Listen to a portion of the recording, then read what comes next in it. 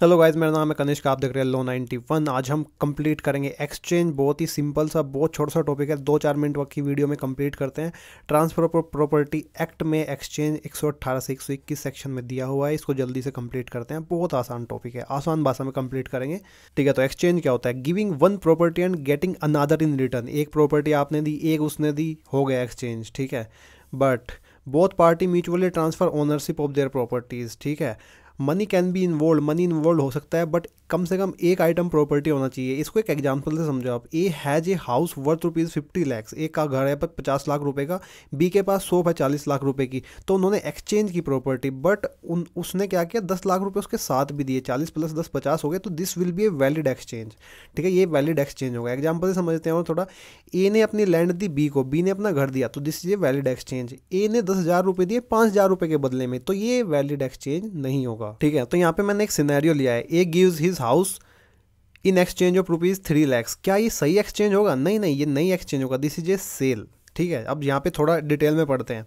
Exchange क्या होता है? एक प्रॉपर्टी के बदले में दूसरी प्रॉपर्टी देनी बिना पैसे के, उसको एक्सचेंज बोलते हैं। ठीक है, सेल क्या होता है? सेल होता है property given only for money, उसको सेल बोलते हैं। ठीक है, एक्सचेंज कब होगा? जब at least one thing being exchange just must be property. अगर प्रॉपर्टी होनी चाहिए एक चीज एक्सचेंज करने के टाइम पे। ठीक है, ये नहीं है कि आप पैसों के एक्सचेंज में एक प्रॉपर्टी को एक्सचेंज करोगे, नहीं। एक चीज जब आप दे रहे हो तो उसमें एक प्रॉपर्टी होनी चाहिए, प्लस आप पैसे भी दे सकते हो। प्रॉपर्टी प्लस पैसे एक वैलिड एक्सचेंज माना जाएगा, ओनली पैसे एक वैलिड एक्सचेंज नहीं माना जाएगा।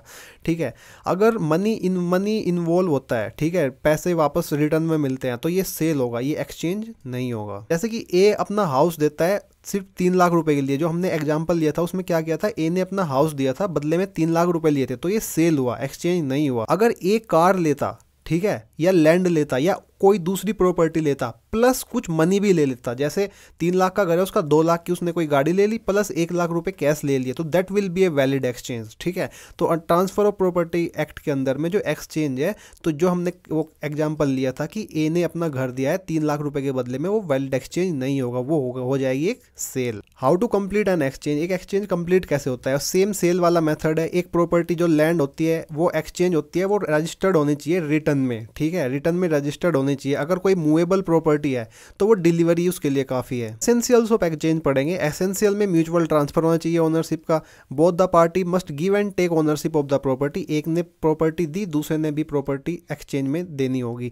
ठीक है, 2 एग्जिस्टिंग प्रॉपर्टी होनी चाहिए। कोई फ्यूचर प्रॉपर्टी पे एक्सचेंज नहीं होता है कि भाई कल मैं जो घर लूंगा उसके बदले में आज जो तेरे पास प्रॉपर्टी है वो दे दे। नहीं भाई, मैं क्यों दे दूँ यार, क्यों नुकसान करवा रहा है मेरा, क्या पता तू कल ले ना ले, कुछ भी कर दे भाई।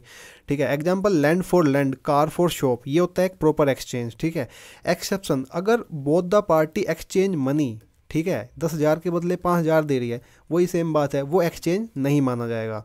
Consideration must be property, consideration property होनी चाहिए। सेल के जैसे पैसा कंसिडरेशन नहीं होना चाहिए जैसे सेल में होता है। कंसिडरेशन यहाँ पे प्रॉपर्टी होती है, एक्सचेंज में प्रॉपर्टी को ही कंसिडरेशन माना जाता है। सेल में किसको कंसिडरेशन माना जाता है? पैसे को।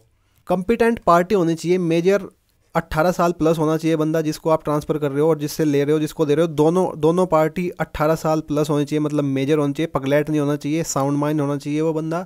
ठीक है, लीगली अलाउड होना चाहिए ट्रांसफर ऑफ प्रॉपर्टी के लिए। ठीक है, लीगल एंड वॉलंटरी एग्रीमेंट होना चाहिए, वो फ्रॉड के बेस पे नहीं होना चाहिए, कोर्सन के बेस पे नहीं होना चाहिए, otherwise this won't be considered as a valid exchange. ठीक है, transfer must be follow sale rule. अब सेल रूल क्या फॉलो करना है? इमूवेबल प्रॉपर्टी अगर है तो वो रजिस्टर्ड होनी चाहिए राइटिंग में।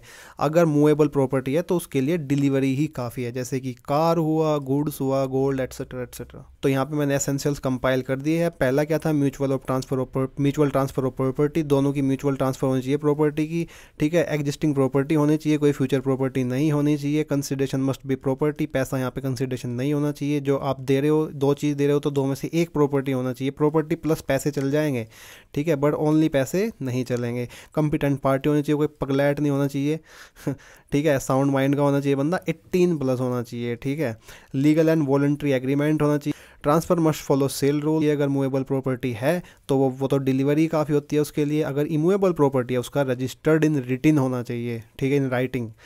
सेक्शन 119 में right of party deprived of thing received in exchange. इसमें क्या दिया गया? अगर कोई भी पर्सन लूज करता है उस प्रॉपर्टी को जो उसको एक्सचेंज में मिली थी, क्योंकि उसके पास उसकी ओनरशिप नहीं थी जिसने दी थी, ठीक है। जैसे ए ने बी को कोई घर दिया, ठीक है, बाद में बी को पता लगा ये तो ए का है ही नहीं, ठीक है, तो इस केस में जो दूसरी पार्टी होती है वो कंपेंसेट कर सकती है लॉस के लिए, ठीक है, या फिर अपना घर, जो बी ने घर दिया था, घर के बदले घर दिया था, वो घर वापस मांग सकती है, ठीक है।